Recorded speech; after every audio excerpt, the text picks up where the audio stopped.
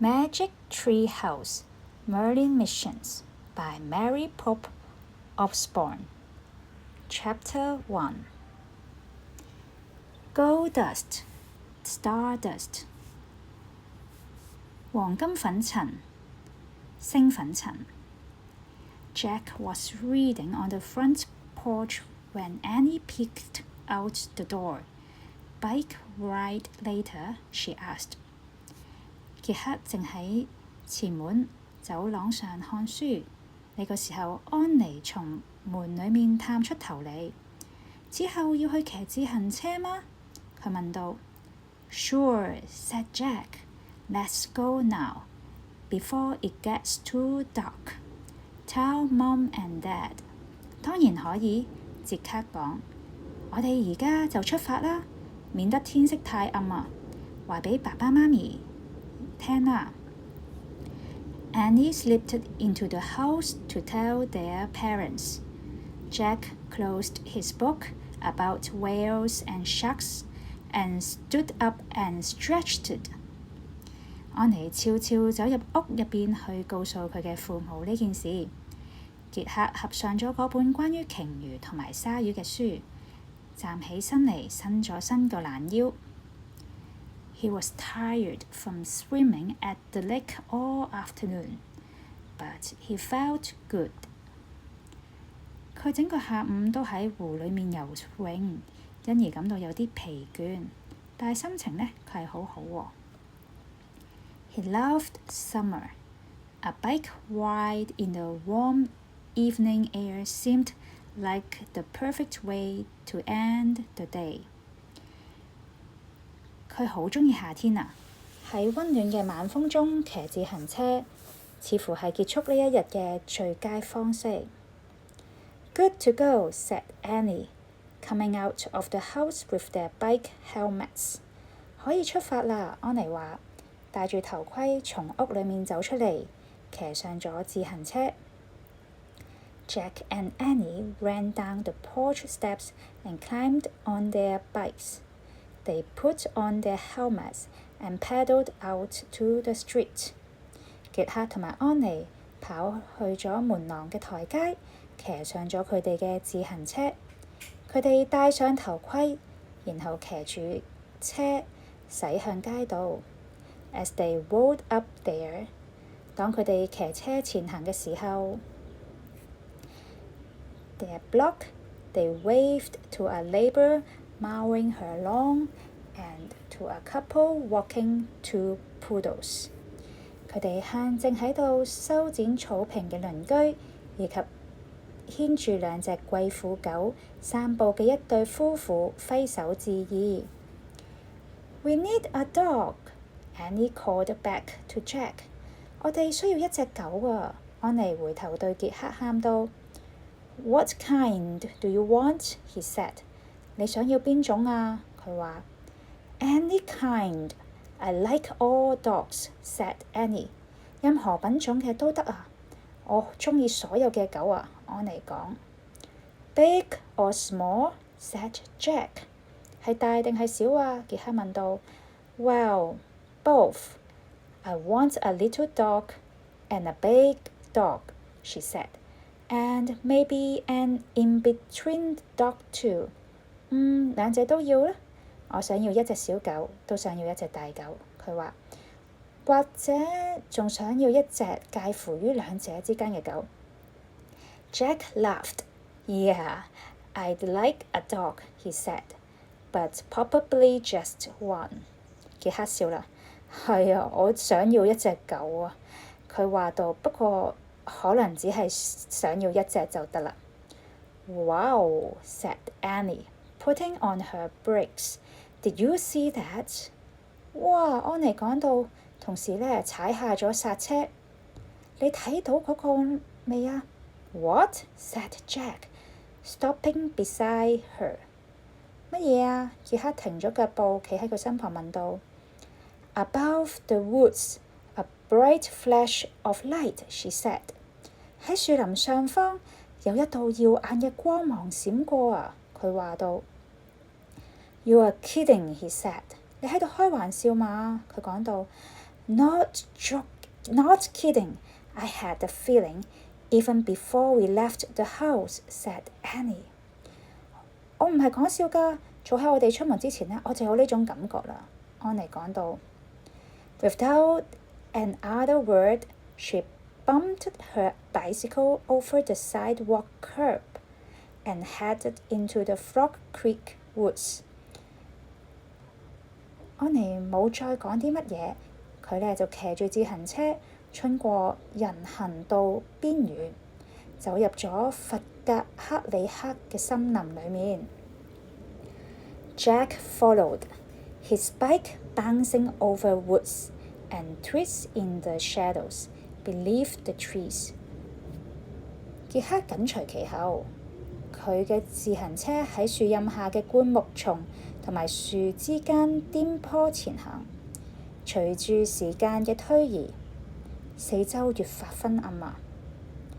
Growing darker by the second, the woods were filled with 呢片森林裏面充滿咗 the sound of crickets 蟋蟀嘅叫聲啊。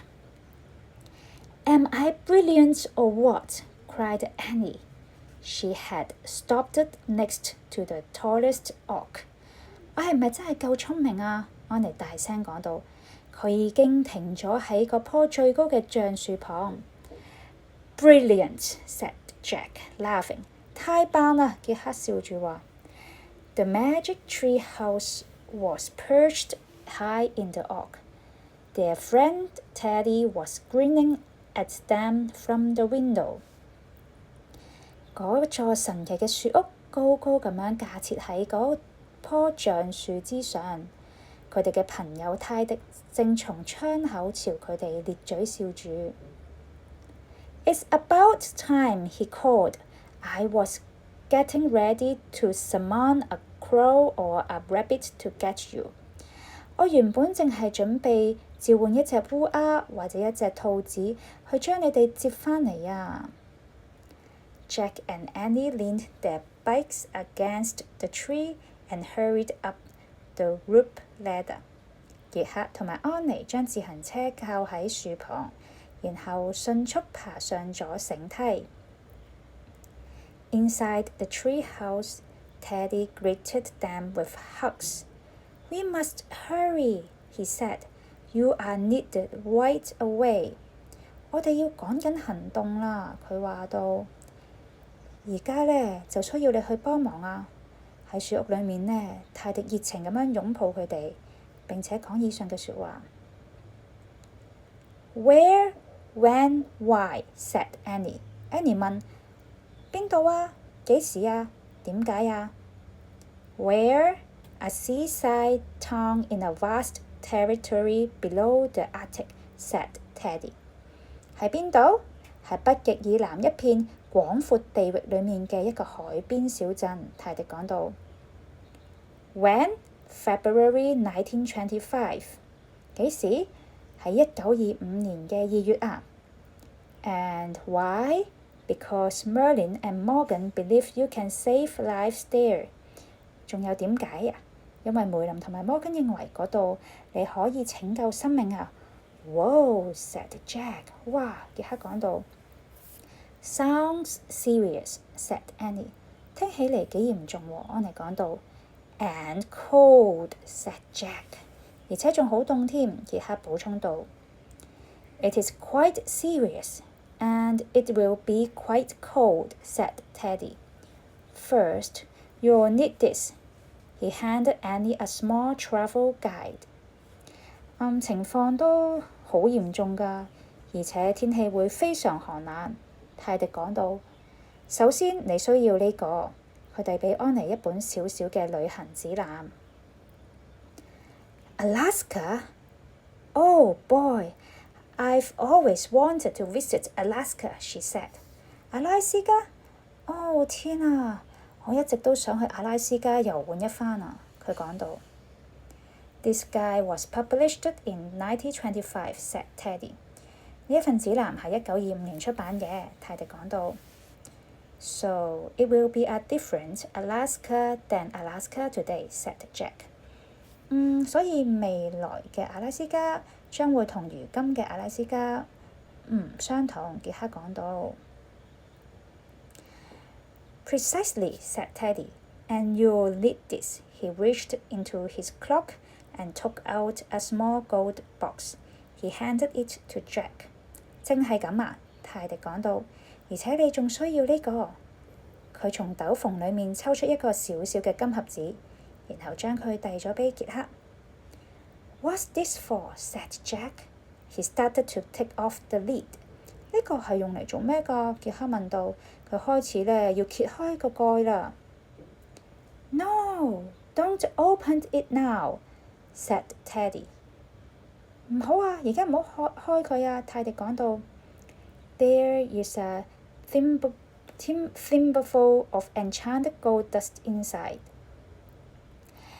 裡面呢有一小撮呢被施咗魔法嘅黃金粉末啊！呢個係摩根送㗎，你只可以用一次啊。Use it for what? asked Jack. 用佢嚟做乜嘢啊？ In your time of need, you can use it to acquire a great skill that you both will share, said Teddy. 泰迪講到喺你需要嘅時候，你可以用佢嚟得到一項你哋都能夠掌握嘅高超技能。Cool, said Annie. Like the time we 哇，好型啊！安妮講到就好似嗰次。Used the magic mist of Avalon to give us the skill of great rock climbers. 佢借助亞龍嘅神奇迷夢，賦予咗我哋成為頂尖攀岩者嘅技能。And the time we wished to be great magicians, said Jack, and great horse trainers. 嗰時呢，我哋要立志成為出色嘅魔術師啊！傑克講到，仲有出色嘅馬術教練啊。And great soccer players, said Annie. 同埋嗰啲出色嘅足球運動員啊，安妮講到。Yes, a bit like all those times, said Teddy. If you remember, on those missions, the magic lasted only for an hour. 冇錯啊！同以前嗰啲情況差唔多啊，泰迪講到。如果你仲記得嘅話，喺嗰啲任務當中，魔法只係持續1個小時。This time, the magic will last for 12 hours. 而呢一次，魔法係會持續12個小時㗎。Wow, that's a lot, said Annie. 哇，咁可真係唔少喎，安妮講到。Yeah, said Jack, smiling. That's a really long time to be great at something. 係喎，傑克微笑講，要將某件事做到爐火純青，咁要花好長嘅時間啦。But there is another difference, said Teddy. Your skills on those past missions helped you solve your own problems. 但係仲有另一個唔同之處嘅，泰迪話。喺你之前嗰啲任務中嘅技能都可以幫你哋解決自己嘅問題。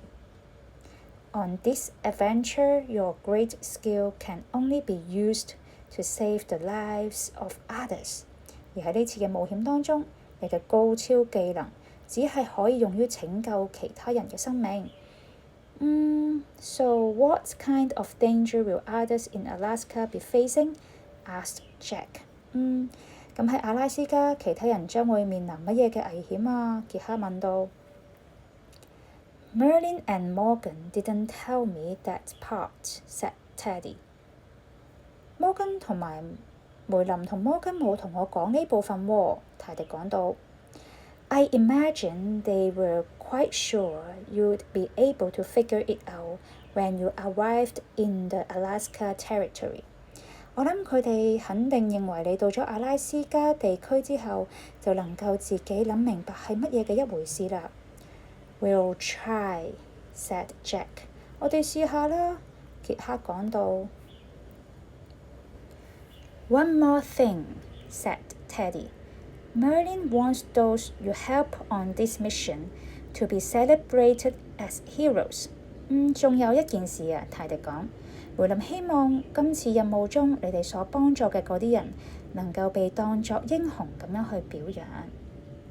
He does not wish his magic to be part of their story. 佢唔想讓自己嘅魔法成為佢哋故事嘅一部分啊。Okay, but how do we help without anyone knowing that we are helping? Said Annie. 好啦，但係我哋點可以幫忙呢？同時又唔俾人察覺我哋嘅幫忙啊？安妮問。Teddy reached into his cloak and brought out a second tiny box. 泰迪喺佢嘅斗篷裡面抽出一個又小又精緻嘅盒子。This one was made of shimmering dark blue stone. 呢個盒子係由閃爍着幽暗藍色光芒嘅石頭製成嘅。He handed it to Annie. 佢將佢遞咗俾 Annie。She cradled the box in her hands. 佢將盒子捧喺手中。It's so beautiful, she breathed. 太漂亮啦！佢輕聲講到。Do not open it until you need what's inside, said Teddy. It holds a bit of stardust, very rare and very precious.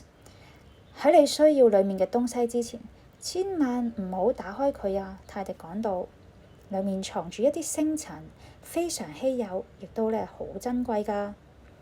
Oh, what's it for? Whispered Annie. 哦，咁係為咗乜嘢啊？安妮小聲問道。If you tossed the stardust into the air and made a wish to be forgotten, said Teddy. 如果你將星塵拋向空中並許下讓自己被遺忘嘅願望，泰迪講到 Any memory or evidence of your visit will instantly be erased. 咁樣你今次嚟訪嘅所有記憶同埋相關證據都會立刻消失不見。Oh, said Jack. OK, 傑克講到好啦。Put the magic away now, said Teddy. You must be on your way. 而家將魔法收起來啦。泰迪講到你該走啦。Jack hadn't brought his backpack, so he put the gold box in the pocket of his jeans. 傑克佢冇帶半包啊，所以佢將金盒子放喺牛仔褲嘅口袋裡面。Annie did the same with the dark blue box. 安妮亦都將嗰個深藍色嘅盒子放入咗自己嘅口袋裡面。